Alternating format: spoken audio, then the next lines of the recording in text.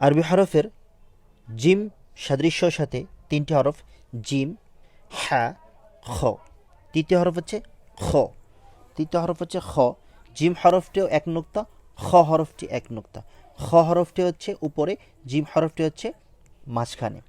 তো খ হরফটিকে আমরা দেখতে পাচ্ছি। খ হরফটিকে যদি আমরা লিখি তাহলে আমরা দেখব খ হরফটিরও হচ্ছে এইরূপ এবং নোক্তাটা হবে উপরে, খ।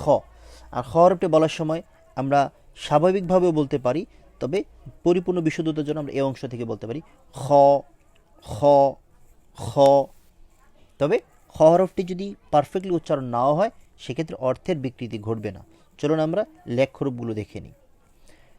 খ হরফটির লেখ্যরূপ বলতে গেলে জিম এবং হা হরফের অনুরূপ। খ হরফটি শুধুমাত্র পার্থক্য হচ্ছে নোক্তা দ্বারা আমরা চিনব। নোক্তা দ্বারা মূলত আমরা দুটোর পার্থক্য করব, যে খ অর্থাৎ খ হরফের কোনো বাক্যের বা কোনো শব্দের শুরুতে যদি খ থাকে তাহলে খর প্রথম রূপ, এটা মধ্যখান রূপ এবং এটা হচ্ছে শব্দের শেষ রূপ। এভাবে করে আমরা খ হরফকে চেনার চেষ্টা করব ইনশাআল্লাহ।